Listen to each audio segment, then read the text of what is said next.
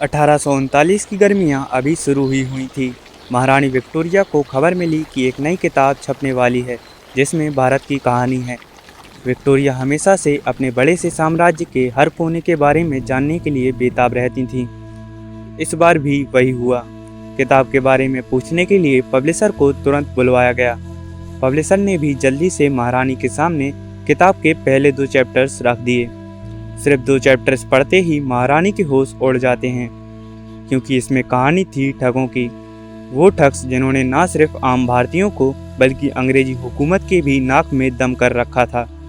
हाँ, वही ठग्स जिनकी वजह से लाखों लोग घर से बाहर तो निकले लेकिन कभी वापस नहीं लौट पाए। ये कहानी है एक ऐसे ही बेरहम ठग की जिसके नाम दुनिया में सबसे ज़्यादा लोगों की हत्या करने का वर्ल्ड रिकॉर्ड दर्ज है। आखिर कौन थे ये ठग्स? लाखों लोग घर वापस क्यों नहीं लौट पाए?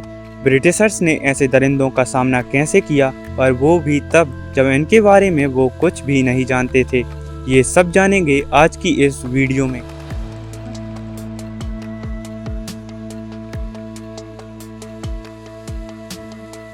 साल था 1765। बहरम का जन्म एक हिंदू परिवार में हुआ। ये ठगों का परिवार था जिनका पेशा ठगी था। धीरे धीरे बहरम बड़ा हुआ। बहरम जिनके साथ हमेशा रहा उन जैसा बिल्कुल नहीं था। बचपन से ही शांत और शर्मीला बहरम बिल्कुल आम बच्चों की तरह एकदम नॉर्मल था, लेकिन बस जब तक उसे एक इंसान नहीं मिला। आमिर अली। अली उम्र में बहरम से काफ़ी बड़ा था और पहले से ही एक ठग था। बहरम ठगी के बारे में जानता था, मगर ठगी परिवार में होने के बाद भी उसने आज तक ठगी में हिस्सा नहीं लिया था।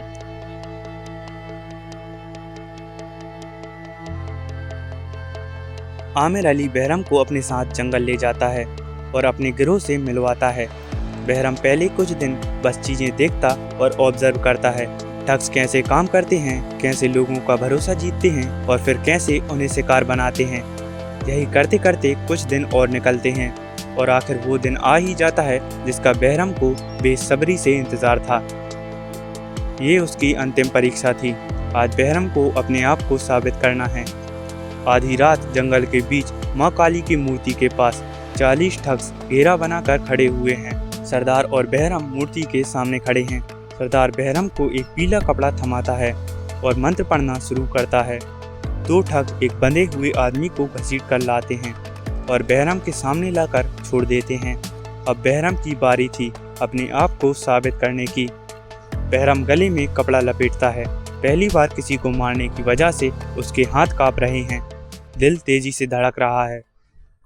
सरदार इशारा करता है और सारे ठग्स माँ के जयकारे लगाना शुरू कर देते हैं। जैसे जैसे जयकारों की गूंज बढ़ती जाती है, बहरम का मनोबल भी बढ़ता जाता है। वो गला कसना शुरू करता है। आदमी झटपटाता है, लेकिन बहरम की बेरहम पकड़ के सामने नहीं टिक पाता। कुछ ही देर में वो हिलना बंद कर देता है। बहरम ने खुद को साबित कर दिया। वो माँ काली का सच्चा भक्त है। सरदार उसकी पीठ थपथपाता है। अब ये बहरम वो पहले वाला बहरम नहीं रहा, और यहीं से बहरम के किंग ऑफ ऑल ठग्स बनने की कहानी शुरू होती है। एक ऐसा सफ़र जिसका अंत शायद बहरम खुद भी नहीं जानता था।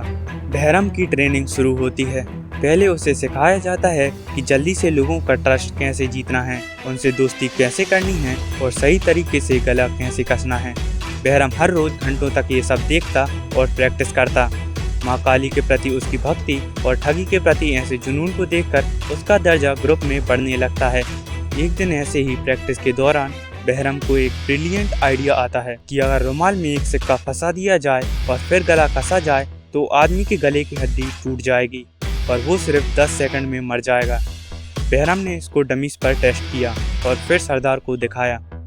सरदार, मेरे पास एक तरीका है जिससे मैं आदमी को 1 मिनट नहीं बल्कि 10 सेकंड में मार सकता हूँ। सरदार बोला, ये मुमकिन नहीं। इस आदमी को मरने में कम से कम 1 मिनट लगता ही है। बहरम ने सरदार को अपना आइडिया प्रूव करके दिखा दिया और 10 सेकंड के अंदर ही आदमी खत्म हो गया। तरीका काम कर जाता है। सरदार पीठ थपथपाते हैं और इसके बाद बहरम का इतना नाम होता है कि अब सारे छोटे बड़े क्रिमिनल्स बहरम के साथ काम करना चाहते हैं। धीरे धीरे बहरम अपना खुद का एक ग्रुप बना लेता है। देखते ही देखते उसमें 200 ठग जुड़ जाते हैं। अब उसके पास अपनी एक गैंग है और वो इसका लीडर ठग बहरम जमींदार।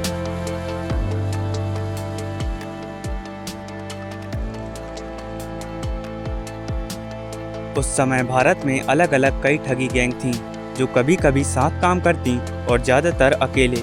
बहरम की गैंग इन सब में सबसे बड़ी और सबसे निर्दयी थी, जिसका निशाना मोस्टली व्यापारी वर्ग होता, क्योंकि इन्हें लूटकर ही सबसे ज़्यादा माल मिलता। लेकिन कभी कभी शादी के बारातियों से लेकर तीर्थ यात्रियों को भी नहीं छोड़ा जाता। पहले लोग अकेले ट्रैवल करना अवॉइड करते थे, क्योंकि रास्ते काफ़ी लंबे और जंगलों के बीच से होकर गुजरते, जिनमें कई कई हफ्तों से लेकर महीनों लग जाते। और अकेले ट्रैवल करना सेफ बिल्कुल भी नहीं था।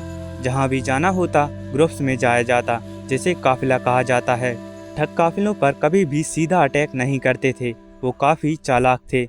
वो बस एक एक कर काफिले में जुड़ते जाते और असली ट्रैवलर्स को ऐसा दिखाते कि वो एक दूसरे को नहीं जानते और वो भी बस ट्रैवलर्स हैं जो वहीं जा रहे हैं जहां उन्हें जाना है। ठग कई भाषाएं, अलग अलग तरीके के नाच गाने और बातें बनाने में महारत रखते थे, जिस कारण से उन पर कभी भी किसी का शक नहीं जाता। ऐसे ही कुछ दिन और निकलते और धीरे धीरे गैंग लीडर बहरम और साथी ठग एक एक कर जुड़ते जाते। एक बार ठगों की संख्या ग्रुप में असली ट्रैवलर्स से ज़्यादा हो जाती, तब बस सही टाइम का इंतज़ार किया जाता। बहरम का फेवरेट टाइम शाम या रात को सोने के वक्त का होता, क्योंकि इसी समय दिन भर के सफ़र से थके हारे यात्री least active but most vulnerable state में होते। अब बस बहरम के इशारे का इंतज़ार किया जाता। बहरम का इशारा मिलते ही एक ठग आदमी का हाथ पकड़ता तो दूसरा पैर और तीसरा रुमाल से उसका गला घोंटकर मार देता। कुछ लोग ग्रुप्स के पीछे चला करते, ये देखने के लिए कि कहीं कोई आ तो नहीं रहा, और कुछ ठग आगे आगे चलते और पहले ही लाशों की गिनती के हिसाब से गड्ढा खोद कर रख लेते। लोगों को मारने के बाद लूटते और उन्हें इन गड्ढों में दफना दिया जाता और ऊपर से झाड़ियाँ लगा दी जाती। देखते ही देखते 20-30 लोगों का काफिला ऐसे गायब हो जाता कि जैसे कभी एग्जिस्ट ही ना करता हो। और आपको अगर ऐसा लग रहा है कि ये सब पैसों की लूट के लिए किया जाता था, तो आप गलत हैं, क्योंकि उनके ऐसा करने के पीछे का सच इससे कई ज़्यादा गहरा है।